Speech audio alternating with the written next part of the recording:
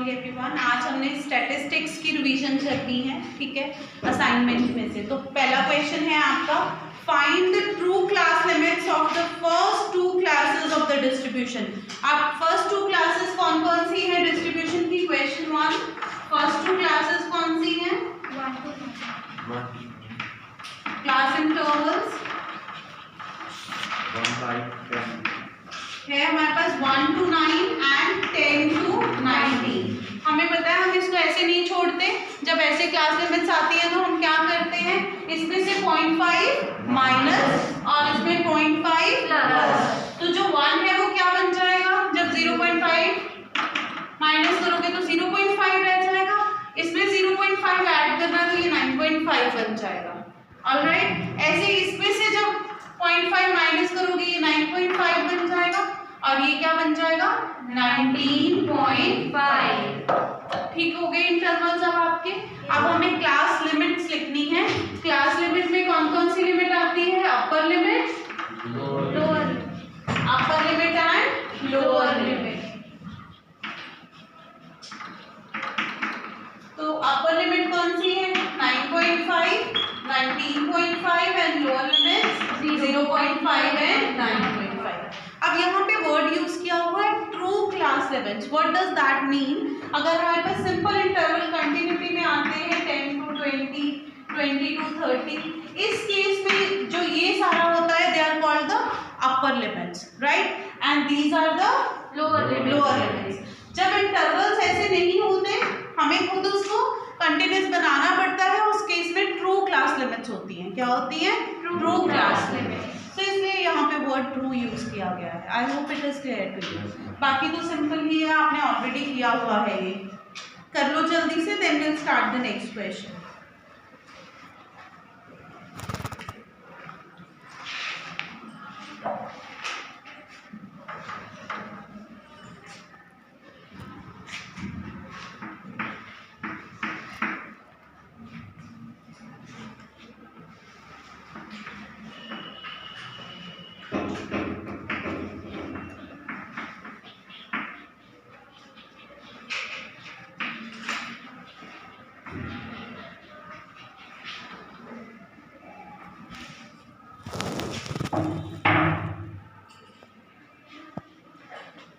Okay, listen everyone now. Question number 2.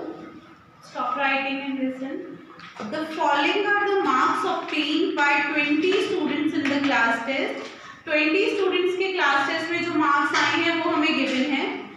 Arrange the above data in frequency distribution with equal classes, one of them being 0 to 10. तो हमें 0 to 10 interval लेके इनको किस में करना है? फ्रीक्वेंसी डिस्ट्रीब्यूशन में कन्वर्ट करना है, राइट। तो हमारे यहाँ पे मैक्सिमम नंबर अगर आप देखो तो कौन सा आ रहा है? What is the maximum number here? 48। Maximum number कौन सा है? 48। तो हमारे मिनिमम नंबर इसमें क्या है? मिनिमम भी चेक करो, 12। तो दैट मीन्स जो हमारे क्लास इंटरवल्स है वो कहाँ से शुरू होंगे? 0 to 10 में तो 12 आता ही नहीं है, तो हम कहाँ से स्टार्ट करेंगे? 10 to 10. They are saying arrange the web data in the frequency distribution with equal classes, one of them being 0 to 10 and 10 not included, right? अब इसमें 10 तो है ही नहीं, तो 0 to 10 वाला तो इंटरवल आएगा ही नहीं, तो हमारा कहाँ से चलेगा? 10 to 20, 20 to 30, 30 to 40, 40 to 50। अब इसमें हमें पता है फ्रीक्वेंसी डिस्ट्रीब्यूशन में हमारे यही कॉलम्स बनते हैं, मार्क्स, या आप यहाँ पे क्लास इंटरवल्स लिख सकते हो, class intervals, tally marks and frequency. अब जहाँ जहाँ जो आता जाएगा उसके आगे हम मार्क्स लगाते जाएंगे, टेली मार्क्स लगाते जाएंगे, राइट। सो सबसे पहले हमारे पास है 40। 40 किसमें आएगा? इसमें कि इसमें? नीचे 40 to 50, तो यहाँ आ गया। देन हमारे पास है 22 यहाँ आ जाएगा, ठीक है। उसके बाद हमारे पास है 36 यहाँ पे आ जाएगा, राइट, एंड सो ऑन। इस वे से आप इसको कर लोगे, ठीक है। जहाँ पे 4 टेली मार्क्स आ गए तो 5th वन कौन सा होगा? स्लैंटेड। ऐसे क्यों लगाते हैं हम? मैंने आपको बताया था जब हमने किया था, सो दैट कि हमारी काउंटिंग जो है वो इजी हो जाए, राइट। तो ये आप फ्रीक्वेंसी टेलीमार्क्स लगा के फ्रीक्वेंसी डिस्ट्रीब्यूशन बनाओगे और फिर आप मुझे बताओगे, ठीक है। तो बच्चे कर लिया आपने इसको। कितनी आई फ्रीक्वेंसीज बोलो, 0 to 10 में तो कोई नहीं आएगी। 10 to 20 बोलो कितना है, महक बोलो 2। ओके, तो यहाँ 2 आ गया फ्रीक्वेंसी। 20 to 30 में 4 आ गई फ्रीक्वेंसी। 30 to 40 8 6। अब अपना चेक कर लो, ये टेलीमार्क्स तो आपने लगा लिए होंगे, ये में लगा रही है यहाँ पे, ये अपना चेक कर लो आपका ये ठीक आया है answer. Yes ma'am. Okay, now next is question number 3, again a question of frequency distribution in which class size is given to us. What is class size? Raise your hands. Class size क्या होता है? Class size is 100। Come on, class size क्या होता है? Upper limit and lower limit को minus. Yes, upper limit minus lower limit. यहाँ पे class size कितना है? 10। यहाँ सब में क्लास साइज क्या है? 10। तो आपको बोला है कि जो नेक्स्ट फ्रीक्वेंसी डिस्ट्रीब्यूशन बनाना है उसका क्लास साइज क्या होना चाहिए? 100। तो मींस इसमें मिनिमम वैल्यू देखो कितनी है। What is the minimum value है? 218 है। तो आपके इंटरवल्स कहाँ से स्टार्ट होंगे? 200 to 300, because the class size is 100। तो आपने 100 का गैप लेना है। 200 to 300, 300 to 400 and so on। कर लोगे ये question? Yes ma'am. Then let's start question number 4. Question number 4 is related to bar graph. The enrollment in class 6 to 10 of school is given below.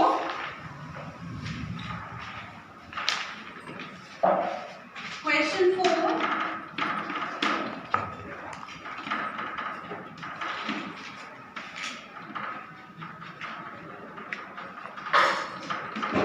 Class and the enrollment is given 70, 65, 60, 45, 35. Okay, right? Yes ma'am. So हमें इसमें क्या करना है? Data को represent करना है bar graph की form में, ठीक है। अब बहुत क्लियरली जो हमारे पास नंबर्स है वो बहुत क्लियर है, ठीक है। यू कैन सी बहुत ही 35, 45, 60, 65, 70। तो हम 10 का गैप ले लें। Yes ma'am. और इजीली हमारा बन जाएगा, ठीक है। तो आपका जो स्केल है वो क्या आ जाएगा? 10 small units is equal to 10 students। Enrolment students की हुई है ना। 10 small units is equal to 10 students। Okay, अब देखो हमारा जो मिनिमम वैल्यू है 35 से स्टार्ट है। तो अगर हम यहाँ पे 0 लेके 30 से भी स्टार्ट करना चाहें तो कर सकते हैं। ओनली थिंग इज कि हमें यहाँ क्या बनाना पड़ेगा? इंक बनाना पड़ेगा, क्योंकि ये साइज डिफरेंट कर जाएगा। यहाँ 30 का गैप आ जाएगा, राइट। नेक्स्ट हमारे पास क्या आ जाएगा? 40, 50, 60, 70 एंड 70। बस ठीक है, इतना ही चाहिए हमें। यहाँ पे कौन कौन सी क्लासेस आएंगी? 6, 7, 8, 9, 10। ठीक है। तो जो 6 क्लास है वो कहाँ तक जाएगी? 70। ओके, ऐसे नेक्स्ट एक छोड़ के 7 कहाँ तक जाएगी? 65। 60 और 70 के बीच में जो डिम्ड लाइन होगी ना वो इसको रिप्रेजेंट करेगी। क्लास 7 हो गया। यहाँ पे आप क्या ले रहे हो? क्लासेस, ठीक है। ये आपकी एक्स एक्सेस है। As I told you earlier कि एक्सेस को हमेशा कैपिटल में लिखना है। मैंने ये सारा एक्सप्लेन किया हुआ। स्केल लिख लिया, एक्सेस लिख लिए, यहाँ क्लासेस आ रही है, यहाँ क्या आ रहे हैं? स्टूडेंट्स। ओके, हो जाएगा ये? Yes ma'am. जल्दी से कर लो। I am giving you 2 minutes, जल्दी से कर लो। Question number 5, draw a histogram and a frequency polygon. Frequency polygon को कट कर दो, नॉट इन द सिलेबस, हमें नहीं बनाना है। सो हमें इसमें सिर्फ हिस्टोग्राम बनाना है। हमें मार्क्स गिवन है और क्या गिवन है? Number of students. Marks and number of students. तो मार्क्स क्या गिवन है? 10 to 20, 20 to 30, 30 to 40, 40 to 50 and 50 to 60। और इसकी कॉरेस्पॉन्डिंग वैल्यूज हैं हमारे पास 8, 12, 15, 9 and 6। ठीक है। अब अगर आप देखो, अगर हमें स्केल लेना है तो अगर हम 2 का गैप लें तब भी हमें 16 तक चाहिए, इजीली हमारा प्लॉट हो जाएगा, है ना। बाकी आपके विश, आप जो स्केल लेना चाहते हो, कोई हार्ड एंड फास्ट नहीं है कि मैंने जो बोल दिया वही लेना है, ठीक है। तो यहाँ पे स्केल फिर से वैसे ही हमने एक्स एक्सिस और वाई एक्सिस बनानी है। This is x axis, y axis, where the 2 axis meet, that point is called origin, ठीक है। तो यहाँ पे हम 10, 20, 30, 40, 50, 60, कहाँ तक जाना है हमें? 60 तक। मैंने बोला था एल बना लिया करो, यहाँ से शुरू होना है 10 से और 60 तक जाना है, ओके। अब इधर हमारे पास गैप, हम मैंने बोला 2 का ले लो, 2, 4, 6, 8, 10, 12, 14, 16, राइट। ये क्या है? मार्क्स। और ये क्या है? Number of students. Number of students. अब हम दोनों का स्केल लिखेंगे, एक्स एक्सिस का भी और वाई एक्सिस का भी। जब हम एक्सिस वर्ड यूज कर लेते हैं तो हम स्मॉल भी लिख सकते हैं, ठीक है। X axis 10 small units is equal to is equal to 10 marks, और y axis पे 10 small units is equal to 2 students। ये सेम रहेगा, 10 small units is equal to 2 students। पहले इतना काम कर लिया करो कि फिर उसके बाद चेक कर लिया करो, एक्सेस बना ली, बता दिया यहाँ क्या है, वाई एक्सिस बना ली, उसका भी बता दिया, स्केल भी हो गया। अब नेक्स्ट स्टार्ट करो। अगर आप सारा बना के दोबारा लिखोगे भूल जाओगे, ठीक है। तो फर्स्ट इज 10 to 20, हमने कहाँ जाना है? 8 तक। यहाँ पे 10 to 20, उसके बाद 20 to 30 विदाउट एनी गैप हमने कहाँ तक जाना है? 12 तक, ठीक है। फिर देन इज 30 to 40 हमने जाना है 15 पे। ये 14 और 16 के बीच में डिम लाइन में लाई करेगा दिस एंड सो हिस्टोग्राम हो गया, ठीक है। आप इसको बना लो, आपका जो 2 ही रह गए हैं बॉक्सेस। ये बनाने के बाद से पहले मेरी एक बात सुन लो ध्यान से। क्वेश्चन 6 to 14 नहीं है असाइनमेंट के सिलेबस में, क्योंकि 6th क्वेश्चन वेरिएड लेंथ वाला हिस्टोग्राम है और बाकी मीडियम मोड है जो डिलीट हो गए हैं इस बार सिलेबस में, ओके। और 18 to 27 जो क्वेश्चन है उसमें जहां जहां फ्रीक्वेंसी पॉलीगन आता है आपने कट कर देना है, नहीं ड्रॉ करना है, बाकी आपने खुद प्रैक्टिस करने हैं। क्योंकि इसमें बेसिकली 3 टाइप्स ही हैं, एक फ्रीक्वेंसी पॉलीगन, एक बार ग्राफ, एक फ्रीक्वेंसी डिस्ट्रीब्यूशन, एक बार ग्राफ और एक हिस्टोग्राम। तो ये तीनों टॉपिक्स आपके मैंने रिवाइज करा दिए, with this your statistics is revise. और कोई भी डाउट होगा असाइनमेंट का, आप मेरे को नेक्स्ट वर्किंग डे जब भी आपकी नेक्स्ट क्लास होगी तब आप पूछ लोगे। असाइनमेंट आप पूरा स्टैटिस्टिक्स का रिवाइज करोगे।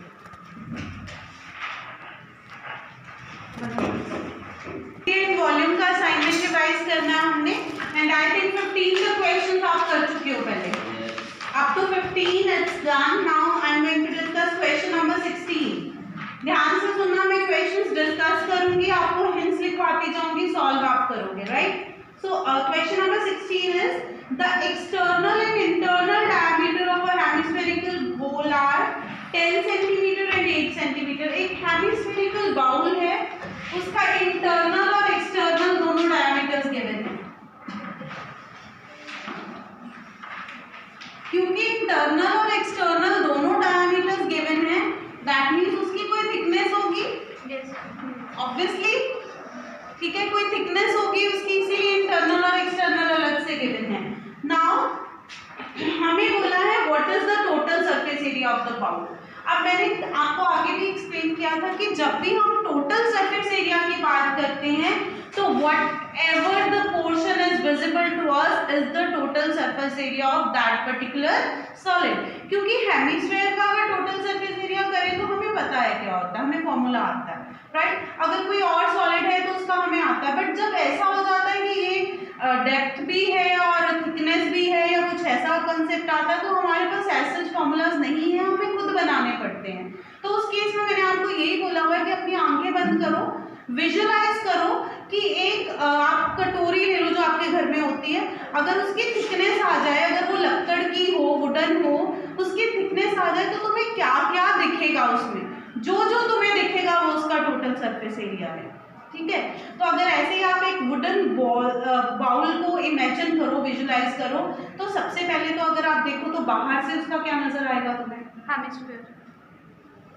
क्या बोलते हैं जो बाहर मैथमेटिकल टर्म्स में क्या है वो उसका कर्व्ड सरफेस एरिया। तो इसका तुम्हें क्या नजर आएगा?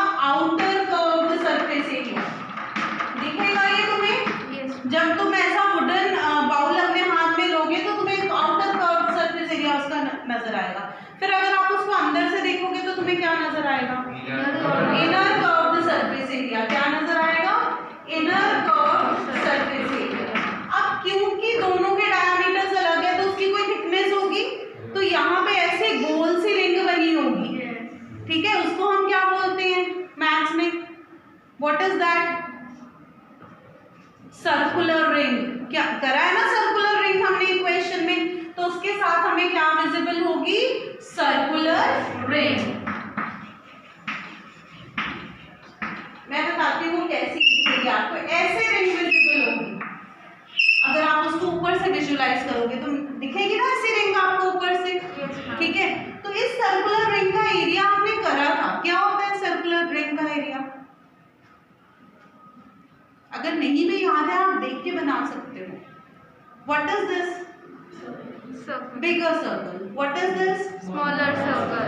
तो सर्कुलर रिंग ये है, कैसे आएगा इसका एरिया? पाई r1 square yes, capital R के r1 square plus r2 square. Not plus, minus shaded area हमेशा कैसे आता है? Total area, that is pi. अगर मैं r1 मान लूं, कैपिटल R स्क्वायर ले लूं कि बड़े सर्कल का radius, minus the portion which is not required, जो हमें नहीं चाहिए। क्या नहीं चाहिए हमें? Minus pi small r square. ये बुक क्वेश्चन किया हुआ है हमने सर्कुलर रिंग वाला, और देख लो किसी को नहीं आ रहा, ठीक है? तो ये इसका क्या हो जाएगा? This is the total surface area of this hemispherical bowl. I hope I am clear to you. आपने सिर्फ ये इतना हिंट लिखना है, ठीक है? सॉल्व आप खुद करोगे इसको, हिंट लिखते जाओ फिर सॉल्व कर लेना।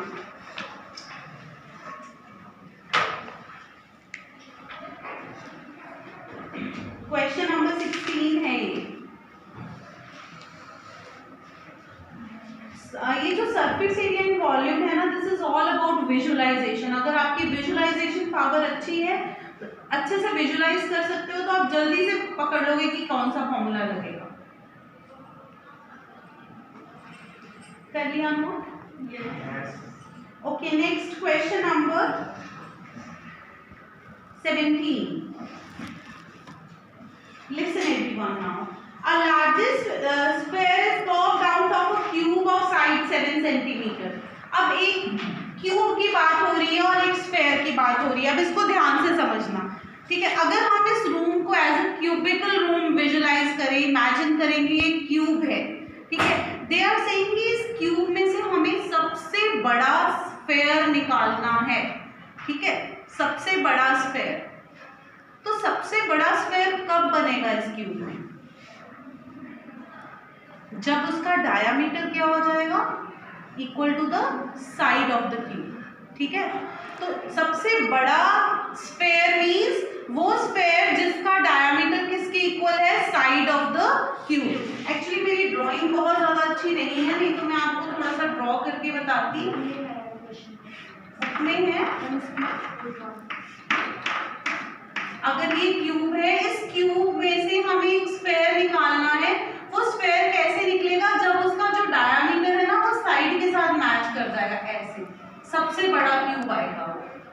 ठीक है, तो दैट मीन्स कि जो हमें डायामीटर स्फेयर का है वो गिवन है कितना है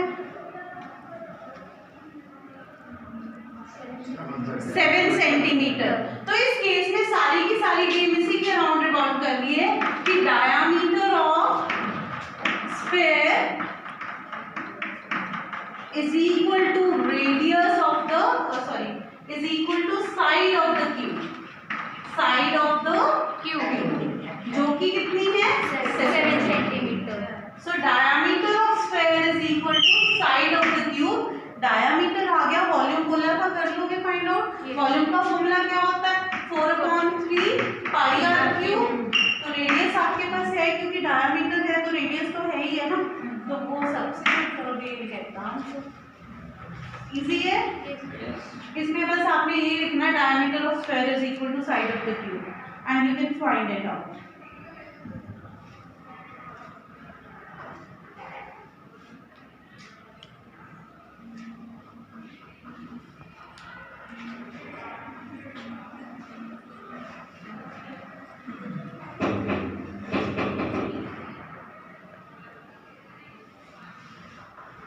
Done? Okay. Now next is question number 18. ये मैं नहीं करवाऊंगी, आप खुद करोगे, बहुत सिंपल है। Radius of sphere is 3 times the radius of another sphere। दो स्फेयर्स की बात हो रही है, एक का रेडियस दूसरे की क्या है 3 टाइम्स है, तो दोनों की रेशियोज निकालनी है सरफेस एरिया एंड वॉल्यूम की। हो जाएगा ठीक है, कोई डिफिकल्ट नहीं है कुछ भी। 2 टाइम्स लिखूंगा, 2 टाइम्स ठीक हो जाएगा ना। अगर एक r है तो दूसरा कितना आ जाएगा 2r, बस उससे सॉल्व हो जाएगा, राइट। क्वेश्चन नंबर 19 सेम हमने ऐसा करा हुआ है क्वेश्चन बुक क्वेश्चन जैसा। स्फेरिकल लीड शॉट्स निकाल एज शॉट्स निकालनी है हमें, कर लेंगे दोनों को डिवाइड करके। Okay, question 20 outer diameter of spherical shell is this and the inner diameter is 9। Find the volume of the metal contained in the shell. कैसे करोगे, वेरी सिंपल। आउटर डायमीटर और इनर डायमीटर गिवन है spherical shell का, तो हमें metal बताना है, metal का कितना वॉल्यूम होगा। Outer diameter minus inner diameter, radius diameters को थोड़ी माइनस करोगे, हमें metal volume of the metal भी नीड कितना सरफेस एरिया फाइंड करते हैं, वॉल्यूम्स को माइनस करेंगे, दोनों के वॉल्यूम्स को, outer volume minus inner volume, तभी पता चलेगा वो कितने मेटल से बना हुआ है, ठीक है। Okay, then is question 21, find the volume of the cube whose one of the diagonal is 2.5।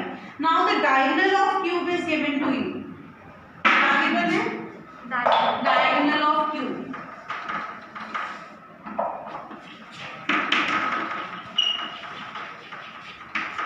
कितना मीटर है 2.5 सेंटीमीटर